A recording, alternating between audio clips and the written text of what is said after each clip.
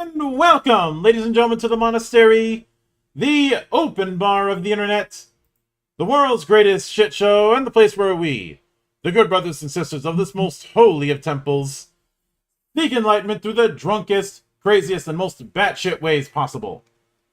I am your one and only gaming monk, better known as Mildra, and with me I have a returning good brother into the temple, creator of Voyager Tactics, now in its 0.7 edition of its development, and is combat ready, as it says right on the first couple pages.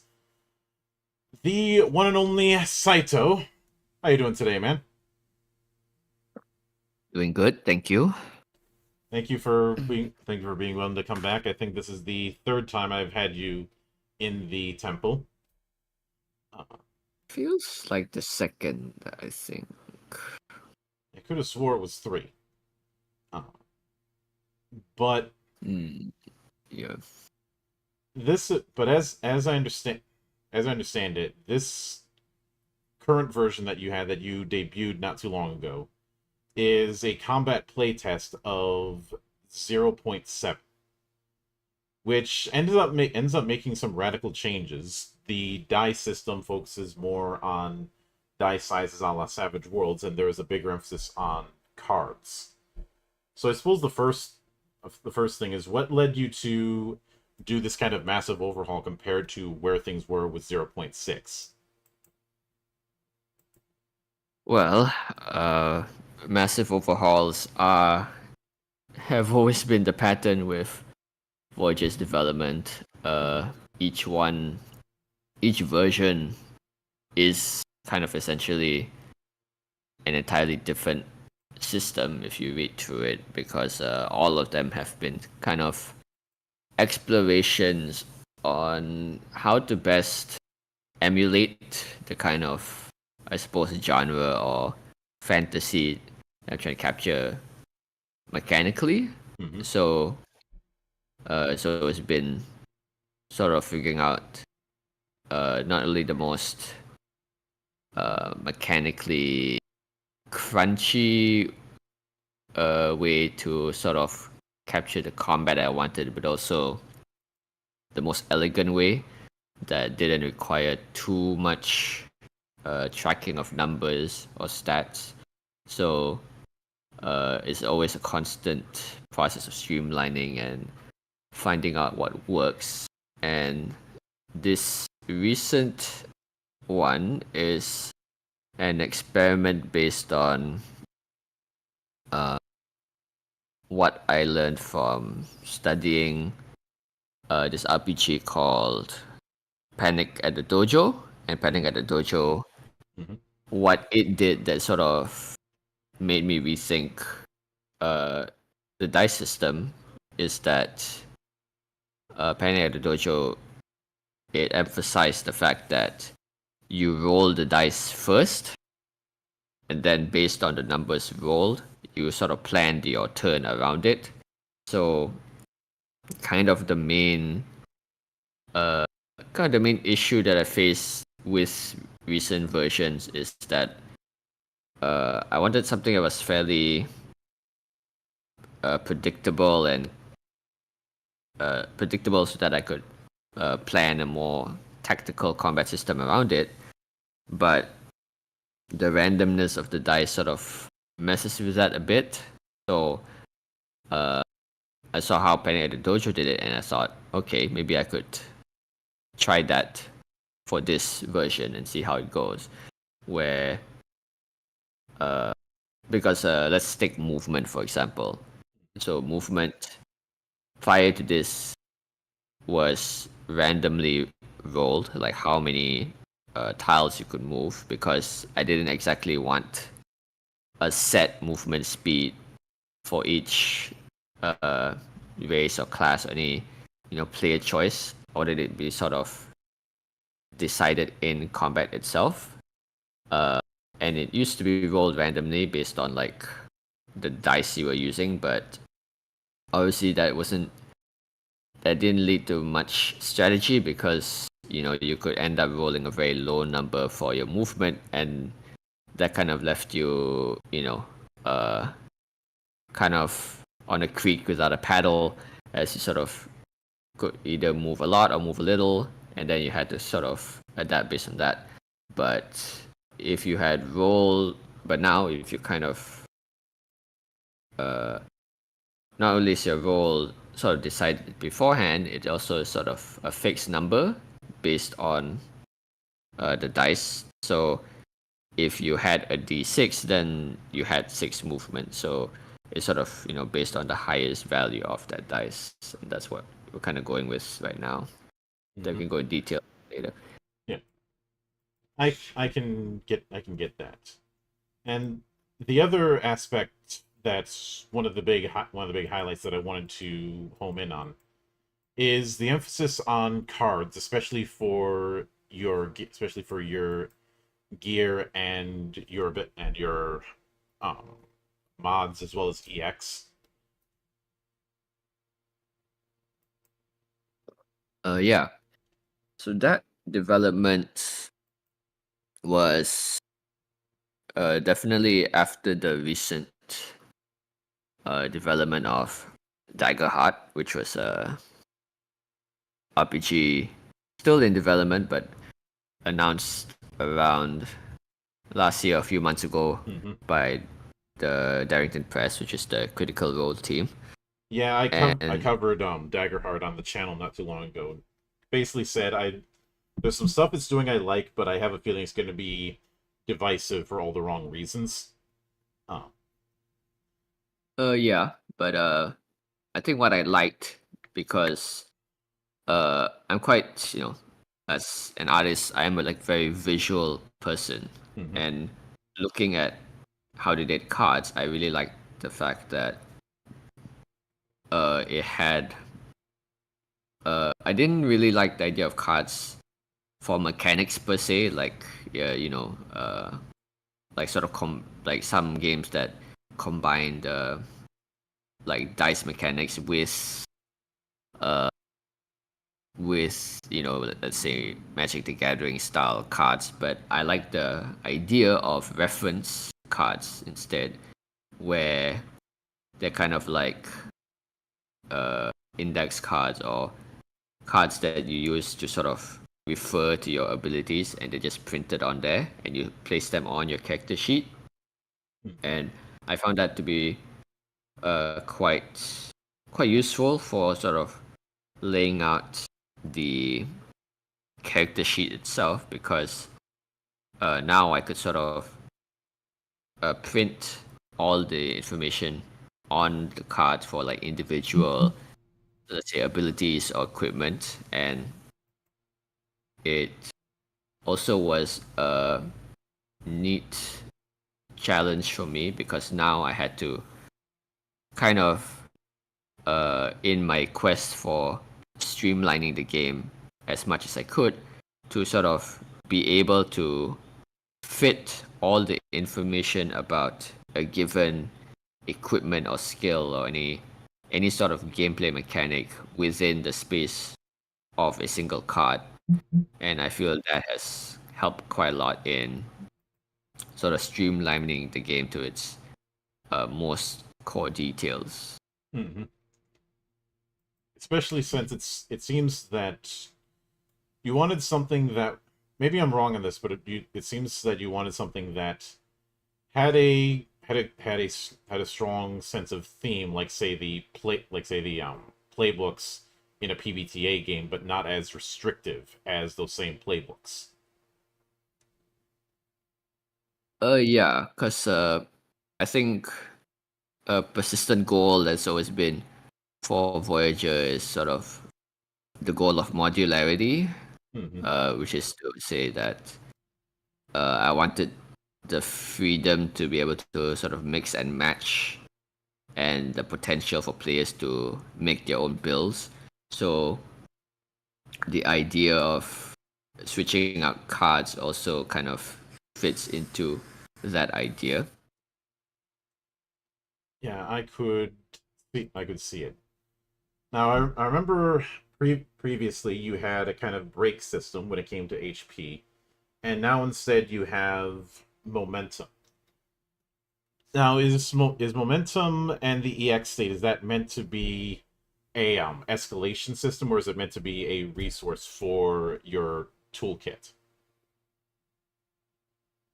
So it is kind of a bit of both. Momentum kind of does a few things at once, where it represents, yes, like the escalation of battle, which I believe 13th Age had something similar with the escalation die, but it is basically like a limit break kind of state where over time, as you take turns, you charge up your momentum meter, which is 8 points. So each turn you took represented 1 point that you added, and after you reach a certain point, a certain threshold, you entered your EX state, as it's called, where it's basically like a persistent buff on your character, which the nature of that buff is determined is something you choose at character creation. So it can be something it's something that you choose that best suits the play style that you envision for that character, such as one of them lets you become consistently stealthed while you're in the EX state. Another one lets you deal double damage, or another one lets you re-roll dice for free.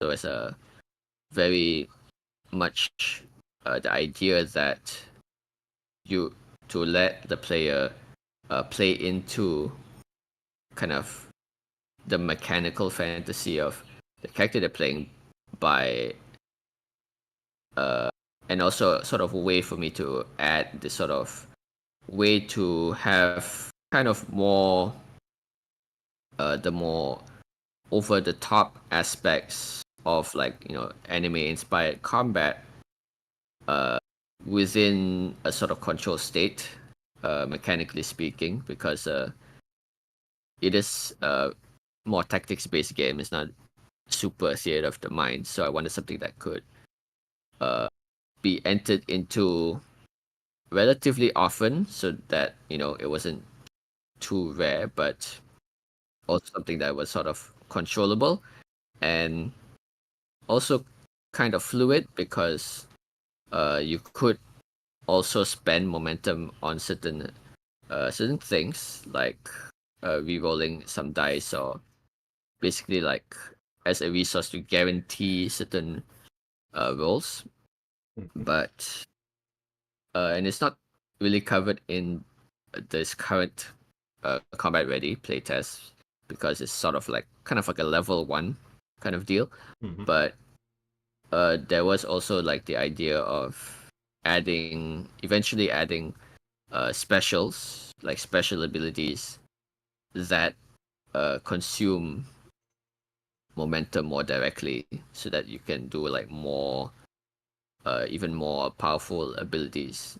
But it's a trade-off between keeping your momentum to sort of continue in your limit break state, which is sort of a consistent condition that you're in, so consistent buffed condition, or spending it for more impactful short-term abilities in like large bursts. Now, since you brought up the whole thing with Panic at the Disco of rolling your dice and then spending them on your action setup, Dojo. yeah, Panic at the Dojo. I don't know why I said disco. Um, one of the questions that I would ask is, what are the advantages and disadvantages of having smaller die sizes like D6s versus a larger die size like a D12? So I believed what I kind of always wanted was to sort of convey the idea of um, size and strength using dice. Now, by no means am I math expert or a statistician, so I haven't quite figured out like the likelihood of which one rolls the most the best outcomes. But the main idea behind it is that I wanted something that was sort of uh, visually intuitive, I think, for the player. And the idea of because it's based on the gear you have. So let's say you have this weapon, and the weapon you have is 3d4. Mm-hmm. And 3d4 means you can, in theory, take three different actions with it, three different attacking actions, but you roll d4 dice for it. And those are supposed to represent very quick, small attacks. So that's like a dagger, basically. But for more heavy weapon, it might use a d10 or d12, and that's meant to convey a single large swing of weapon that you can only roll once around, and it's also more random because you're kind of doing like a large telegraph swing, so you could either roll very high or very low to sort of convey that uh, because of how telegraphed the attack is, it's more, you could either end up grazing an enemy or demolishing them entirely. And I wanted to sort of convey that idea of size and heft of different types of gear to the dice system. Mm-hmm. And given the fact that it's based on die codes and you're spending these dice, where would the individual results of different die come into effect? I know there's the whole thing with Brave, which activates if you roll the max number on any individual dice associated with that gear. Yeah, so that is Brave, I believe, is a mechanic from carried over from 0.6, where which was like a crit system. Basically, if you had rolled the highest result on that die, it activates like a special effect of that gear, like a more powerful effect, and that sort of is kind of the equivalent of like in a more conventional D20 game, where it'd be more of like an upcasted kind of version of it. Mm-hmm. Or because I wanted to keep progression fairly static in this game, so I had to sort of convey the idea of how to have um how to convey like a weapon being more powerful at certain points in combat without necessarily going into the aspects of like having to add like a detailed exp system or leveling or stuff like that, because this game hasn't really touched at all on level progression and all that. It's all sort of static in this playtest, and I wanted something that was which is one of the goals of this recent version, is to sort of make everything kind of within within combat. Everything you had to track was within there, meaning that because I wanted to minimize the bookkeeping aspects, where you had to constantly open the book to sort of check what your abilities are in combat, which was what also led to the idea of the reference cards, because they could be just checked at a glance on your character sheet instead of referring to the book. And that same aspect is also in the way that the dice and all these are designed, because the dice can also be glanced at your card, because it says the card also says what dice you roll for it, and basically it's for the goal of having everything that you need to keep track of sort of loaded into like the combat aspect, where as it happens you kind of already hopefully can sort of know what to do in any given moment, just by looking at the materials relevant to combat and not having to go back to the book. Now, if I'm getting this right, it sounds like the approach you're taking is there is not a roll to hit; it's straight roll to damage, not far removed from like Nimble 5e or what the MCDM RPG is doing. Yes, correct. I think that's been so far that's been the way since for the past few versions already, where the idea of defense being an active choice on the part of the player, where you will hit an enemy or enemies will hit you unless you take a reaction of sorts to dodge them or block them, and you also kind of automatically hit enemies here unless the GM spends a sort of resource to make the enemy dodge.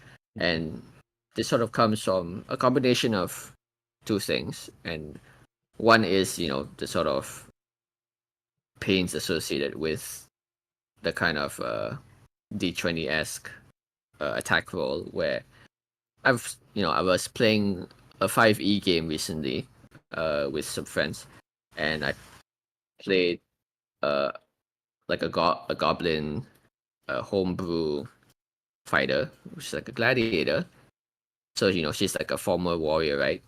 But it's that specific character that always misses, and it's been kind of the meme within that particular game that she herself like can't hit anything like 80% of the time because of the D20 rolls. And it's a very interesting thing because it's a plague that specifically besets that character and not my other characters in other 5e games. So it's has been interesting, but it's made me think a lot, or rather it's kind of reaffirmed what I thought about the fact that the the mercurial, unpredictable nature of the attack roll kind of being at odds with the fantasy of the kind of competent fighter that you try to make. But I do definitely still like the idea of dodging and missing and all that, because obviously accuracy and evasion is part of that combat fantasy that is quite common, because having an evasive character or very accurate character is quite a common kind of archetype people want to play into. So the current way I'm doing it is just sort of essentially having it be an auto hit. I haven't really experimented with more, like with more traditional attack roll type systems, where you could maybe like every miss that you roll could maybe accrue like a resource. Like I forgot which, it was like an OSR type game. Maybe it was Tales of the Knave Valiant or has that with how it changed the luck setup. yeah, like it's one of these games gave you like a resource where if you miss, it will like it gave you like a willpower point or something. It was called that gave you a +1 to your next roll or something like that. But that's one thing. But the way I've gone with it now um is one is to sort of tackle that issue of the attack roll, and two is also to kind of emulate obviously, as I've probably mentioned before, is that Voyager Tactics is based heavily on like trying to sort of emulate video games that I like and this kind of the mechanics that they have, and obviously a common one is like the dodging and parrying you would see in like very actiony titles like, let's say, Nier Automata or Monster Hunter, where blocking and dodging is kind of a key aspect of it, and that sort of plays into kind of the brave dice effect as well, where if you roll the highest number, you activate like a special effect. And for me, that's sort of my approach to having like a perfect dodge or perfect parry, where if you use that highest roll to dodge or to parry, you can sort of get an additional action, or the enemy is debilitated, because to sort of emulate that kind of slow mo bullet time effect that happens in the video game whenever you kind of perfectly dodge or parry an enemy. And that sort of emulation has always been kind of a goal I've wanted, and that's sort of been the sort of process around how I figured out the this sort of attack, whether it hits or not, and the active avoidance of damage. And in the case of the enemies, it's always auto hit unless the gem decides to spend a resource, which is called a threat, to do so, because obviously for players it's gonna be feel nice for them to consistently hit enemies. As it goes to the power fantasy of playing quite a competent character, you kind of want to be able to hit most of the time, and if you do miss, it should feel like you missed not because of a lack of competence on like the die roll or the narrative of you missing, but more that I think players should be all at least on board if you missed because the enemy kind of outsmarted you or is cunning enough to sort of dodge or block your attack, so it feels more like a dance between the players and the enemies. Mm-hmm. And with that in mind, since it seems that you're doubling down on a kind of resource management, would things like NPCs or monsters of the like operate on a similar motif where they have a instead of dice for wear and for wield and wear, would they just have a dice pool for those two roles? So I personally am a fan of like asymmetric enemies being asymmetric to the player, meaning that they are not designed the same way as players are. Mm-hmm. Because that would lead to a lot of kind of superfluous elements that a GM has to keep track of, because a GM doesn't need to decide whether this wolf has a skill in persuasion or not. Even if it is a 0, it is a thing that has to be written down, which kind of seems very much superfluous. So what the enemy system uses, and this has also kind of been a goal of mine, which is to streamline the running and creation of enemies for the GM side, because I wanted the GM to be able to run multiple enemies at once, like hordes of them, which is why there are like minion rules and various different rules and mechanics in place to help the GM be able to kind of emulate the frenetic combat of being able to send waves of enemies at players at once and not feel too stressed about whether it's too balanced or not, because the game is sort of designed in a way that a lot of small enemies won't outright kill you. I mean, just going into like how threat works, because that's kind of the main way that the enemies are designed, where the GM gets a number of points, threat points, based on the turns the players have made. So it sort of scales based on the actions they take. Mm-hmm. And they can spend this threat to activate certain enemy actions or abilities. So there is so how it goes is basically there is like a basic threat and there's a special threat.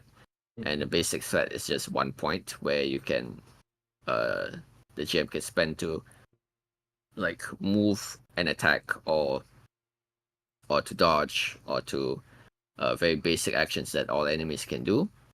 And then there are special threats which are uniquely catered or designed for that enemy type. So all the enemies are sort of divided by type. So minions, which all die in a single hit, Mm-hmm. they have their own kind of special threats that involve that sort of emulate that sort of horde combat mentality, where like one of them allows them allows all of a certain group of minions to move and attack at the same time, or another one allows them to all like kind of jump onto the player character and latch onto them, immobilizing them, and you have to sort of uh, defeat all like the individual minions on them to kind of break free. So the kind of idea that and they're like more tanky enemies, which are like kind of like the equivalent of like a cave troll in like Fellowship of the Ring, or like a big lumbering, not necessarily a like a boss, but like a mini boss, or like a strong tanky enemy that occupies a large space. And the special threats associated with them are more geared to that. So one of them allows them to like literally grab like a rock from the ground and throw it at a nearby player, and when it lands, you have to dodge it, or else you get a crap ton of damage. But after it lands on the map, it creates like a piece of terrain that you can then use as cover. Or another threat is more straightforward, where the tank you can use this spend this threat, which a special threat basically like costs 2 points to activate. Um, where enemy can make itself tankier for a while, where you have to sort of break a certain damage threshold to remove it, or even simpler, something that just makes it attack all around it, like all tiles surrounding it. It's kind of like a big sweeping attack. So the idea is that then it is like a combination of different RPGs that I've read, but I think the most closest equivalent is like Dragonbane, where Dragonbane just had like a page of like a monster stats, and kind of the main bulk of it is like this table of abilities that it has, which are uniquely written for that particular monster, that just sort of determines what it does any given turn. That just feels very flavorful, and they're very kind of modular as well, because they kind of it's just like one box that describes what it can do. So it's very easy for the GM to be able to not only mix and match them to what they feel suits the enemy or combat they're designing, but also makes it hopefully easy to homebrew as well, because not only by looking at the different abilities there are, but also looking at the general length of them, that they are able to sort of suss out how, like if they were to homebrew, how much would be too much and how little would be too little, based on judging the other abilities that have been written. I can get that, because no matter how many monsters you end up putting in a bestiary, you're only going to be able to do so much. And speaking of homebrewing, I know one of the bigger things is the concept of epithets, essentially essentially a title or a reputation, what have you. Uh, what sort what sort of dividing line would you have if people wanted to homebrew a brand new epithet? Would it just be a case of giving a description, or what would kind of your guidance be on that? So epithets are part of potentials, which is a part of the character creation aspect regarding the role play aspects of your character outside of combat. And I think I've always liked Lancer's approach to this kind of thing, where Lancer had triggers, which are basically just kind of, I believe they're kind of like PB, Powered by the Apocalypse style phrases, or phrases or words that kind of describe what your character is good at. So Lancer, it had triggers like, I don't know what they were called exactly, but like like for example, like negotiating or finding your way out of things. It was kind of flavorful text that wasn't super mechanical in what it could do, but it sort of describes generally what you're good at, that you could sort of invoke to get a bonus to that role. And I was kind of liked that simplification. So how it works in Voyager tactics here is that your potentials are something that you can invoke once a mission, or if it's like a really long mission, then once per session roughly, or every so often, that you could basically more or less automatically succeed an action, or rather you had sort of free reign at narrating the outcome of the current situation based on what your character is good at. So this example here, that and there is a whole section in the book talking about what are like the sort of best practices regarding it, where this you had, let's say, a potential, because you got one from your race, your sapient. Mm-hmm. So for example, if you chose the Raya, which is like the amphibian reptile race, your potential had to do with swimming in water.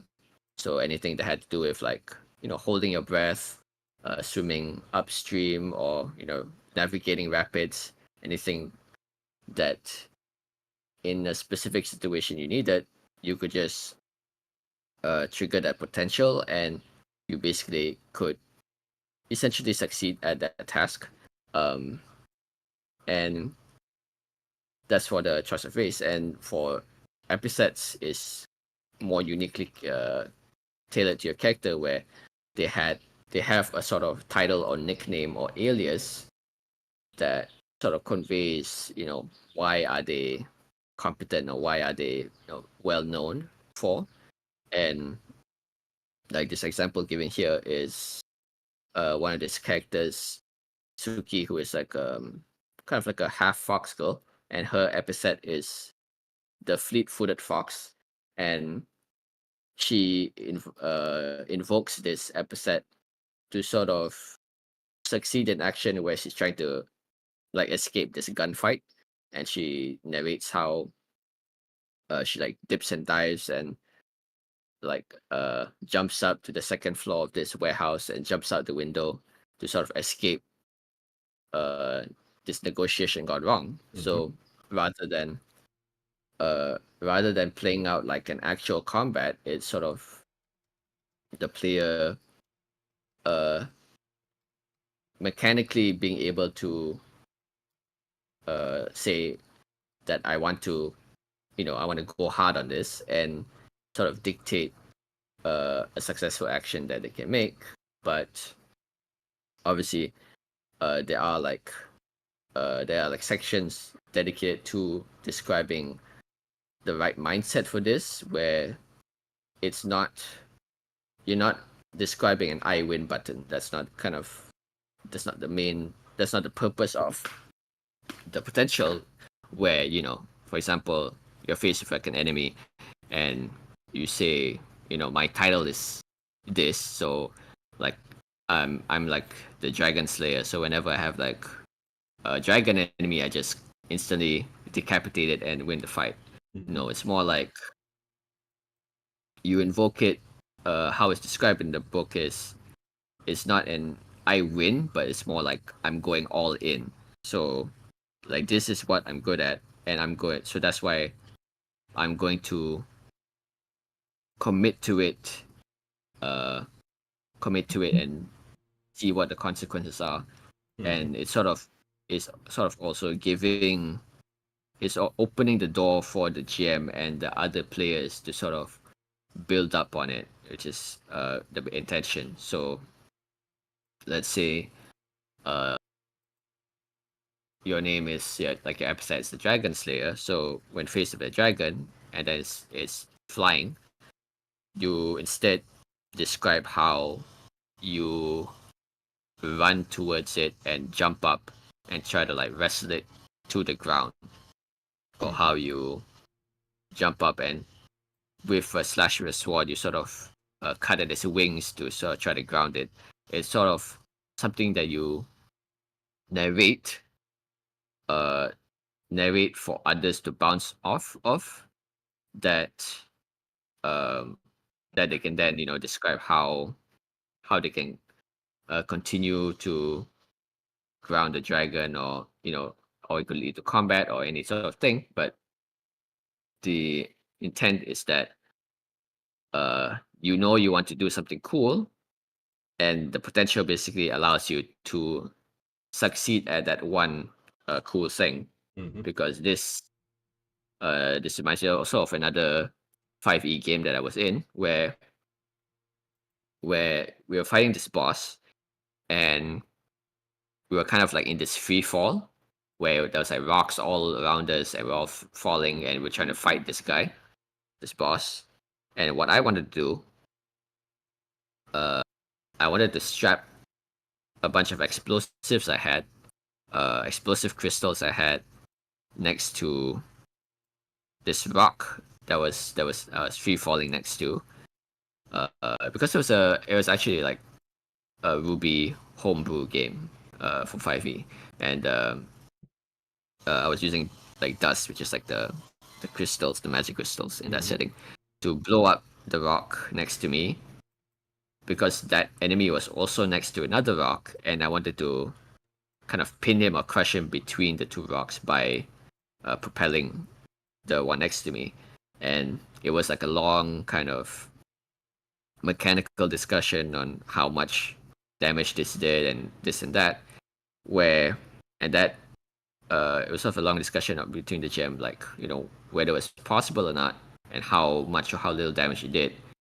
And I think that made me think, because obviously something like rigging an explosive to cause a piece of terrain to move and pin another boss is sort of out of the scope of something 5e could cover. And I think it's also out of the scope of what Voyager tactics could normally cover. I think most games would. So having the potential be like the ability to narrate like a cool idea you have in your head, and then that gets the ball rolling for like the GM and the players to sort of do it. So here I would just simply like trigger my potential to be able to successfully rig the explosives and blow them up and send them towards the boss, and then uh, the GM kind of is able to describe what happens after that. It's sort of what is sort of informed directly from that experience, and of course, all this has to be with the GM and player approval. So if they think that it's too much hogging the spotlight or too impactful, then obviously the GM can negotiate with the player the scale of that action. But I think that's kind of what I want to capture, and it's also something that you could only trigger once per mission. So it's really something that you have to hang on to, and if I think it's one of those things that hopefully when you see the opportunity to use it, that's when you know that you could use it, because you only get one shot at it. So it's kind of like you know when it'll be the best time to use it. And if it doesn't, then it's not. I don't think it's a huge loss either, because it's not necessarily a mechanical resource. It's sort of like a narrative. It's like a narrative control kind of thing. So that's kind of the goal that's been for that. Yeah, I can get that. So, with that in mind, since you've been doing a bit of playtesting on this combat module for it, what do you have planned next? Right. So hopefully, with the core combat systems in place, with obviously adjustments once it's been playtested more. Uh, but obviously, with combat being the main kind of focus of this game, I wanted to get that out faster for players without needing to wait for all other aspects of the game being finished first. But uh, but I think the other non-combat aspects are also equally exciting for me, because those involve the exploration and the base building aspects. So obviously, a game called Voyager about exploring the world should have somewhat detailed exploration mechanics. So that's been something I've also been working on, based on kind of hex scroll centric games, namely like Forbidden Lands, for example, and how it handles its kind of hex scrolling aspects, rolling different like terrain and events, disasters that you may encounter while traveling, things like that I want to capture that could happen in the world, emergent things that could happen, like encountering certain factions, or trying to avoid like certain uh, terrain hazards or disasters that were occupying a certain space on the map, things like that. And the second part is the base building aspect, which is another kind of pillar of this game that's been a thing recently, which is the idea that you are explorers, but you need like a headquarters from which you can handle all your operations, and this is called your forward base. And your forward base is actually kind of the the place where most of your progression happens. So how it works is that So a FOB. your character, like what? A FOB, forward operating base. Yeah, yeah, like a fort, or like kind of mission control. So um, where your characters are largely kind of static, they have like kind of the same health, the same attacks, the same gear. The forward base is how you sort of gain access to different progression elements, and this is based in part on different things. Uh, some aspects are from uh, Arknight's Enfield, which is an upcoming game in the Arknight's universe, but it has a lot of base building aspects, uh, namely like kind of like more towards like factory production and all that. But another aspect, another game that also inspired it was Hades 2. Well, namely Hades 1 and Hades 2. But Hades 2 had kind of this hub where the crossroads where your character always goes back to, and the upgrades, furniture, and incantations and things that you buy and purchase in that hub world is how you sort of progress more, because it's there that you sort of unlock more weapons. You unlock the Arcana system, which is sort of like this a series of buffs that kind of determine uh like how much like different stat boosts they have. So that is sort of the basis on which the base building aspect I want to take its direction into, where you, because this is based on another game that I was in with some friends, that we were like these kind of delegates from different nations that had to go explore this new uncharted area. And we started with like running this very small town, essentially like an outpost that our guild, our employer, sort of built there, that we had to run and manage ourselves. And what I found really fun was the idea that we had like kind of a foothold in the world, and this kind of little small piece of the world we could sort of build and expand it based on our own input. So in that game, I was kind of like this warrior poet, warrior scholar type of uh, warrior girl, and she was sort of like a very intellectual sort.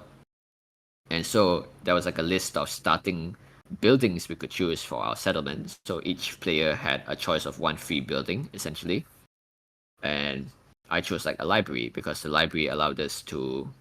It was like a 5e game, so it allowed us to make these kind of knowledge-based roles like Arcana and all that, with certain bonuses to to let's say find out about the world, like surrounding peoples or features around about the world, and it allows us to make checks about certain law things, and then other the other players also were able to choose buildings that suited like the character that they wanted to make. So it kind of has that role play aspect as well. One of them built like a sewers under the settlement to sort of help with sanitation and carrying waste and all that. I think it was for water and all that, but it's also where he lived because he was like a sewer dweller type of character. So I like the fact that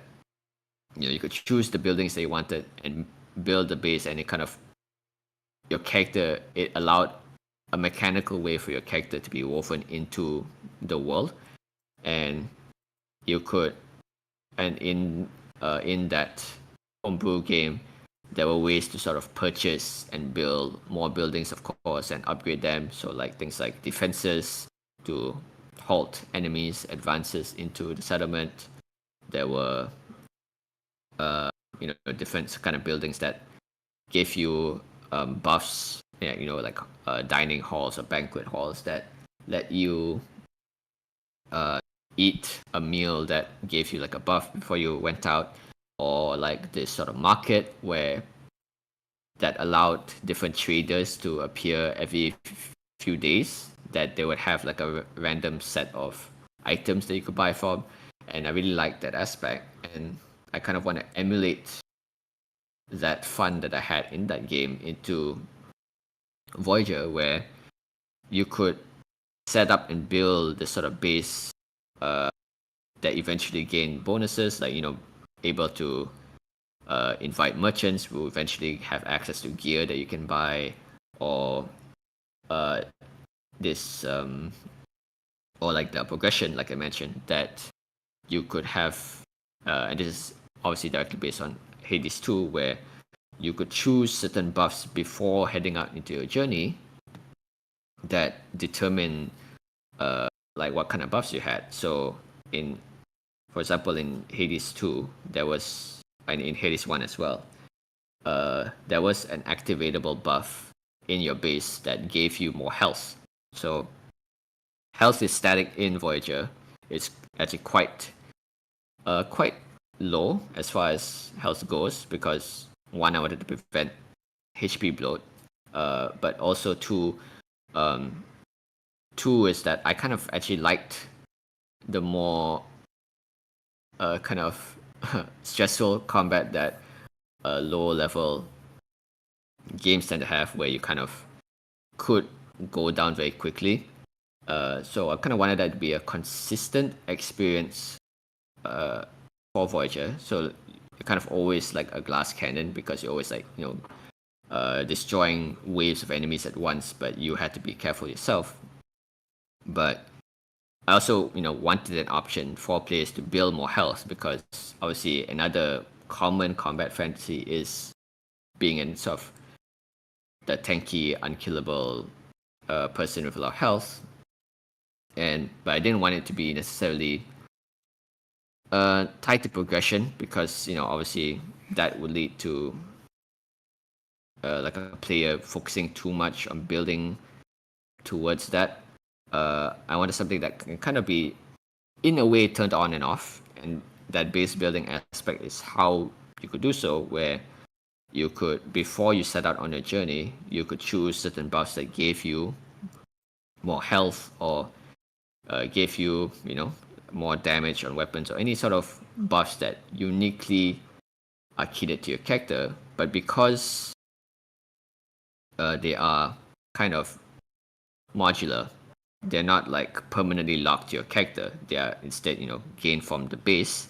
So at any time, players don't have to feel like they're permanently locked into certain builds. Obviously, whatever you have on your character is kind of locked in, but certain other things that they're free to experiment with can be done based on their forward base buffs.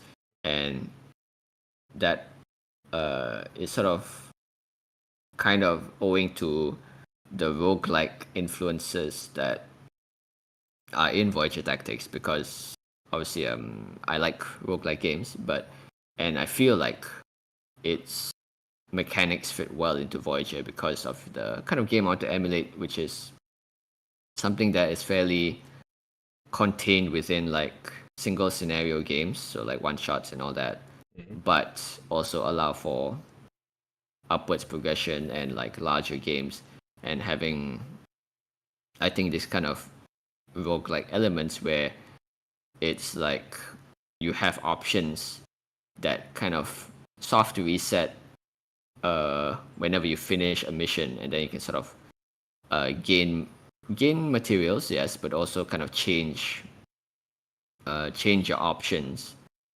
each time. That I think will hopefully help with the longevity of the game, in terms of not feeling like your character is static all the time, but that you have modular options that you can opt into as well. So how complex you want your buffs to be, and therefore your character tracking is also kind of opt in based on how much you want it. So if you don't want to invest in it so much, you could kind of ignore the base building aspects entirely and sort of just dive into combat straight away.